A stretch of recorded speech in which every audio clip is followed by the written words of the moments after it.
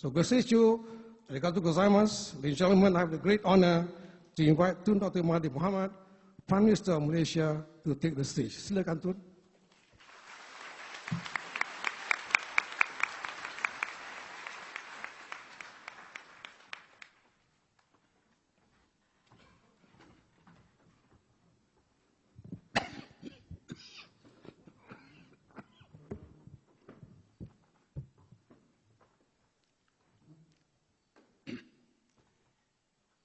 The President of JAMECA, the President of MAJECA, Excellencies, ladies and gentlemen.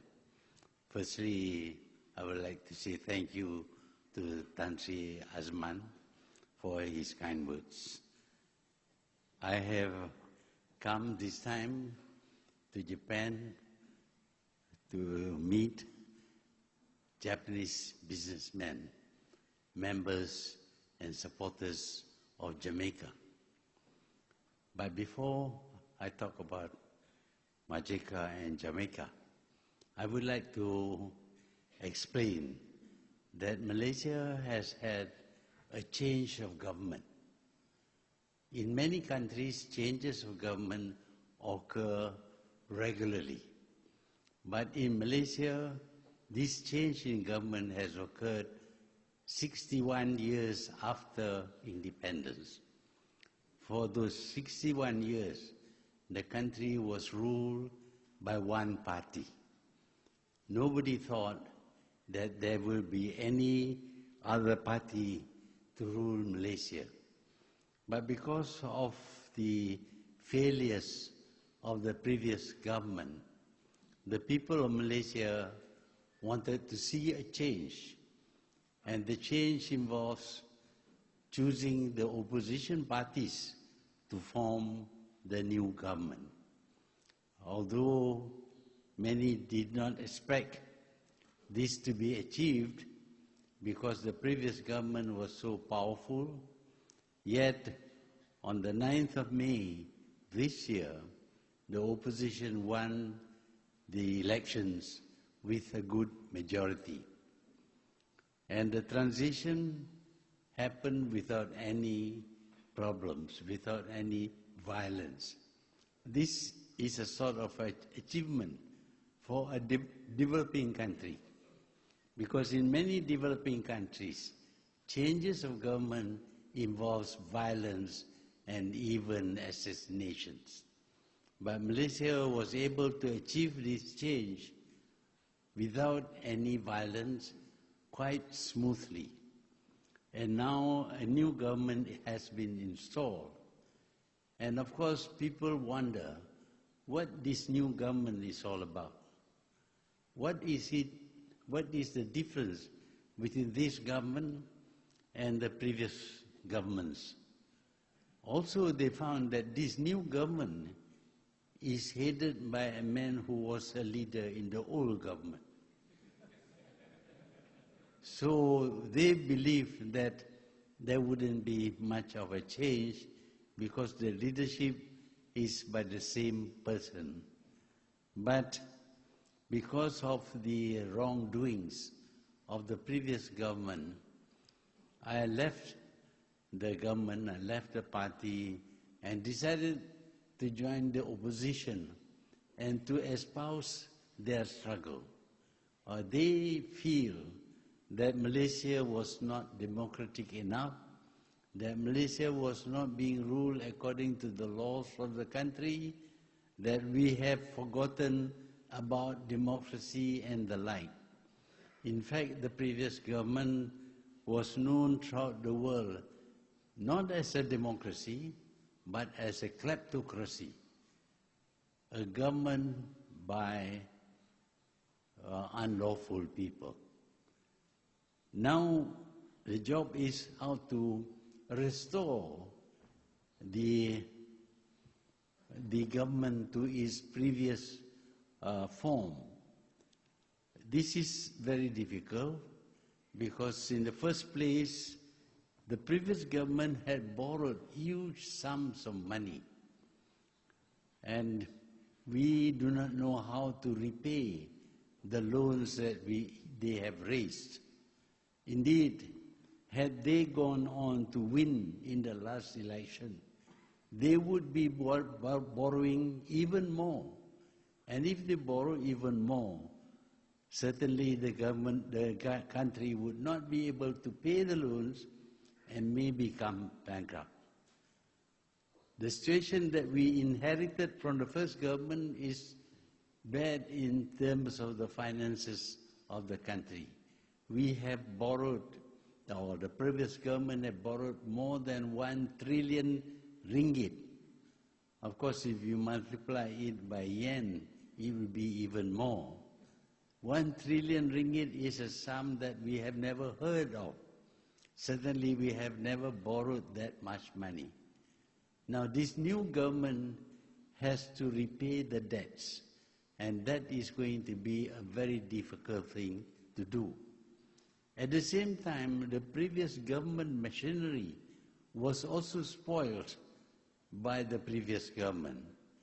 The government machinery is supposed to be neutral, to carry out what is the policies of whatever government that is elected. Unfortunately, the administrative machinery was forced to behave as if they were members of the party that ruled this country before. And so their posture, their behavior is not conducive towards rebuilding the nation. So we have these two very big problems to face, but fortunately we have been able to mitigate much of the problems by judicious policies and strategies. As a result, recently we were able to announce the budget for 2019. To the surprise of everyone, despite our financial constraints, we were able to produce or introduce a budget that is slightly expansionary. We have a deficit of only 3.7%, and we feel we can tackle that deficit. The budget for 2019 would be able to reduce our problems to a certain degree.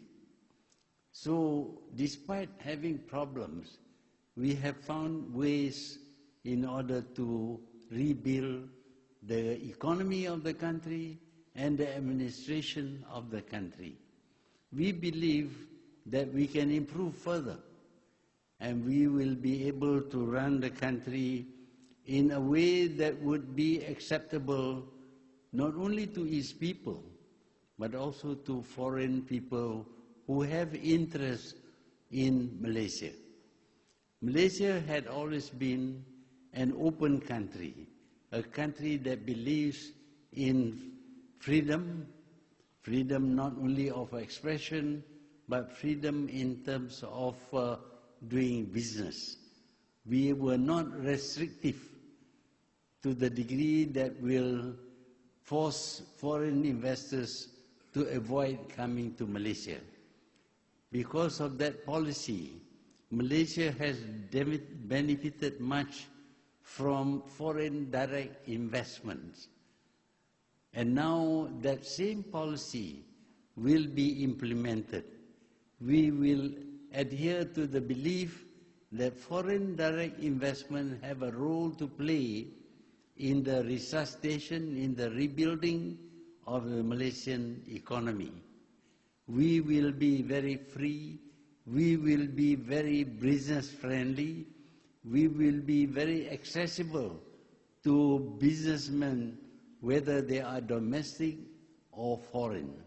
That is our policy. At the same time, we will adhere to the rule of law. The law is there to protect the people from the government and to ensure that people can do business in a proper manner, without any constraints, without any attempt to rob the business people of what is due to them. So business people will find that this government will be willing to help the businesses to succeed. I always inform people that the reason why the government is business friendly and willing to help the business people is because businesses create wealth. Only business people can create wealth. Government by itself cannot create wealth. So we need to ensure that the businesses succeed, that they make a lot of profits for themselves legitimately. But of course, we know and you know that government regards 26% of your profit as belonging to the government. So for the government, business is good. We don't have to invest money. You invest the money, you make the profits, and we get 26% of your profit. That is good business.